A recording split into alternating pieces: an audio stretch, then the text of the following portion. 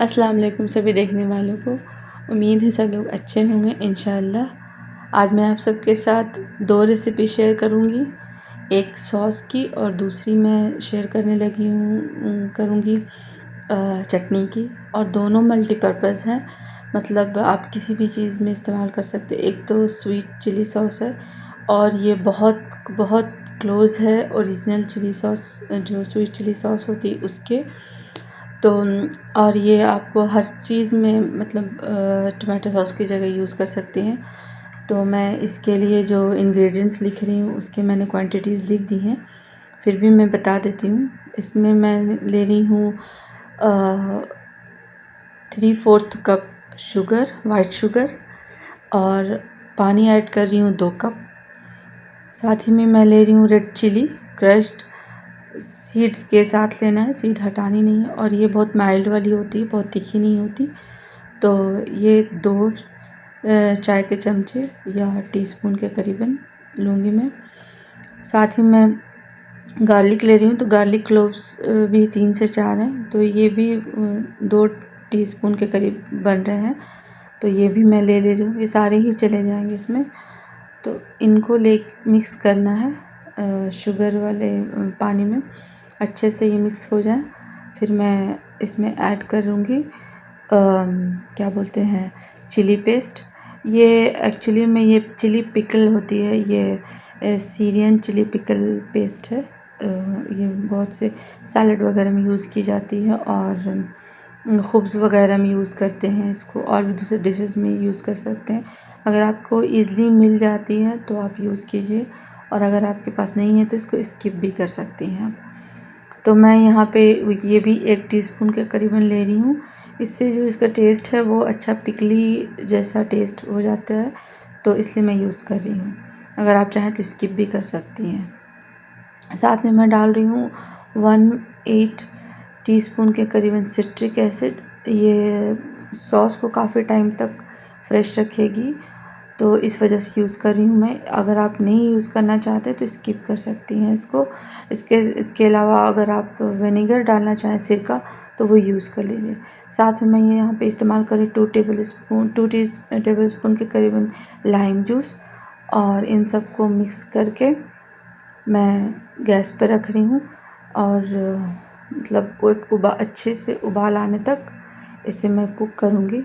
तो फ़िलहाल मैं श्योर कर लेती हूँ कि चीनी जो है वो नीचे मतलब खड़ी साबित ना रहे। इसे पहले अच्छे से मिक्स करके फिर मैं गैस पे चढ़ाऊँगी। तो ये उबाल आने के बाद मैं इसमें डाल रही हूँ सॉल्ट थोड़ी सी डालनी है, बहुत ज़्यादा नहीं डालना, मतलब हल्की हल्की टेस्ट इन्हेंस करने के लिए।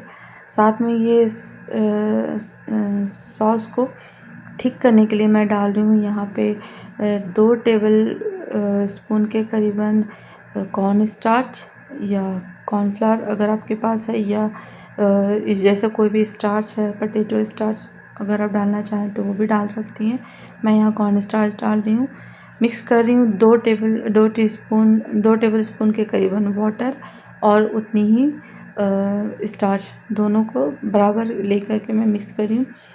डालते वक्त याद रखना है ये चीज़ कि मतलब अचानक से नहीं डालना, थोड़े थोड़े डालना और कंटिन्यूसली इसको स्टर करते रहना ताकि कोई लम्प्स या गुठली ना बने। तो थोड़ा सा डाल के फिर चलाएं, फिर थोड़ा डालें फिर चलाएं। इस तरह से करते करते मतलब पूरा जो मिक्सचर है वो ख़त्म हो जाए और इसकी जो कंसिस्टेंसी है वो सॉस वाली मतलब हो जानी चाहिए। तो अभी तो इसमें उबाल नहीं आई है। गैस अगर बंद कर दे रही हैं तो ज़्यादा अच्छा है, और अगर नहीं बंद कर रही हैं तो कंटिन्यूसली बस इसे चलाते रहिए जब तक कि अच्छे से उबाल ना आ जाए। एक बार उबाल आ जाने के बाद इसमें फिर कोई भी लम्स या गुठली नहीं बनेगी।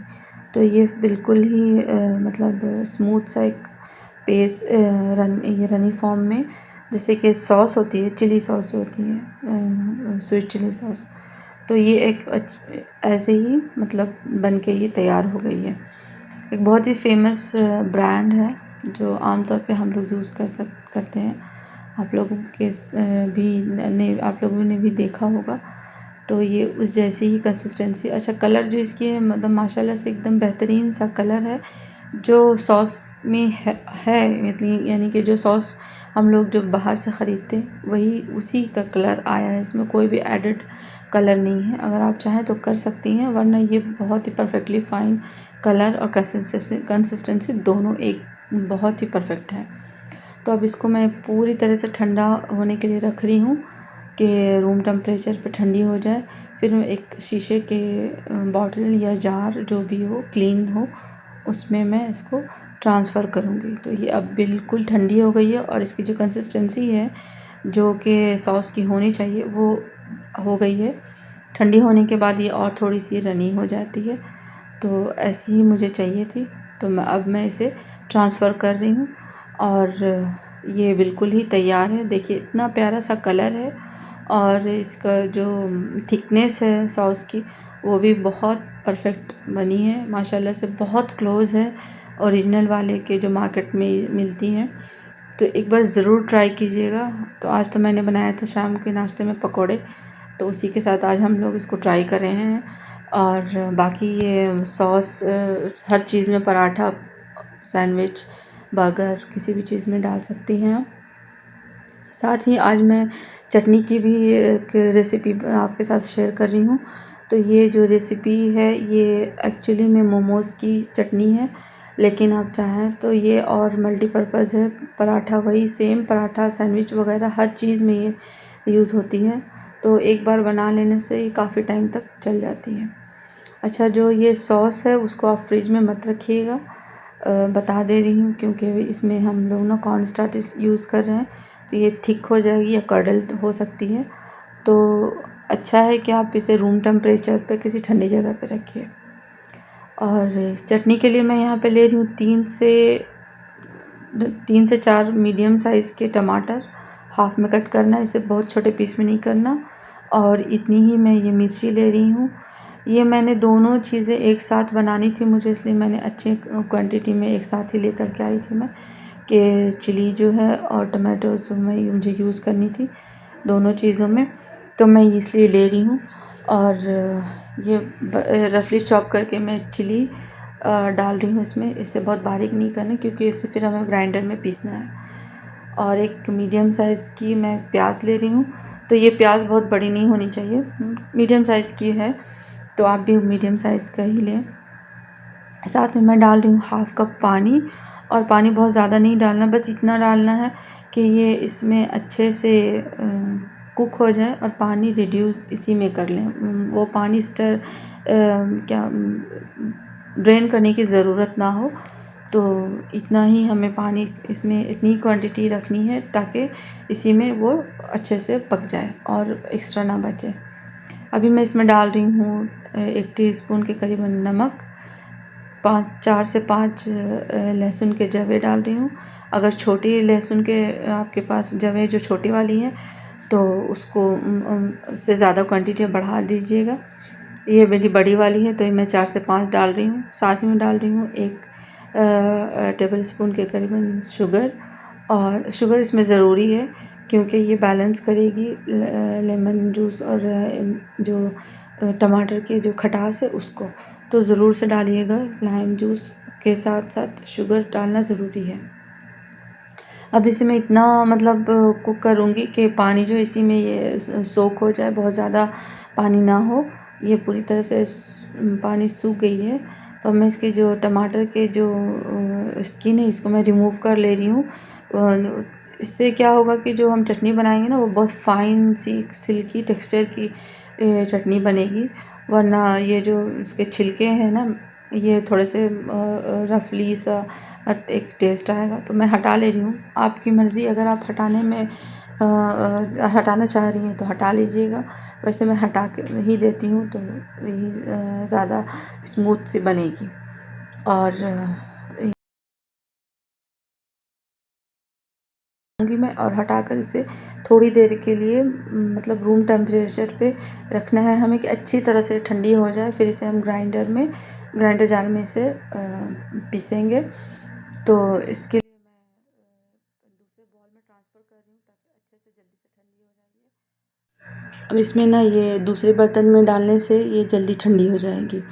तो इसलिए मैं इसमें ट्रांसफ़र कर रही हूँ।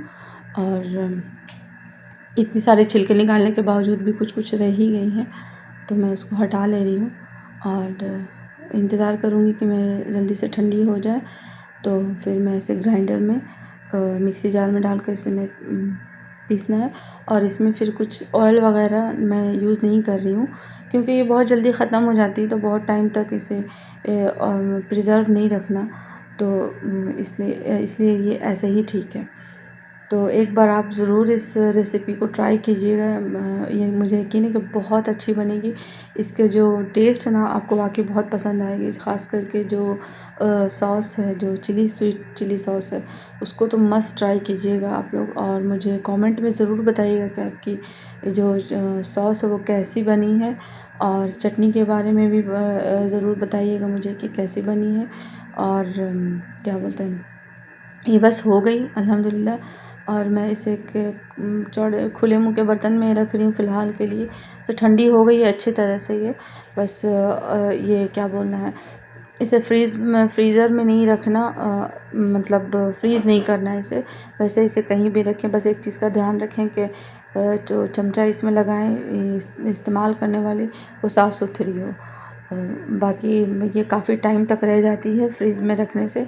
अल्हम्दुलिल्लाह इसमें कोई प्रॉब्लम नहीं आती है, इसलिए कोई ज़रूरी नहीं है इसको कि ऑयल वगैरह डाल के इसको तड़का लगाएं ज़्यादा दिन रखने के लिए। ये ऐसे ही बहुत दिनों तक रह जाएगी। तो आज मैंने 2 रेसिपी आपके साथ शेयर की है, बनाइएगा ज़रूर। और कमेंट भी मुझे ज़रूर बताइएगा कि आपकी कैसी बनी और आपको ये रेसिपी कैसी लगी। तो मिलूँगी किसी दूसरी रेसिपी के साथ इंशाअल्लाह ताला, अच्छी सी रेसिपी के साथ। तो अपनी दुआओं में याद रखिएगा मुझे ज़रूर।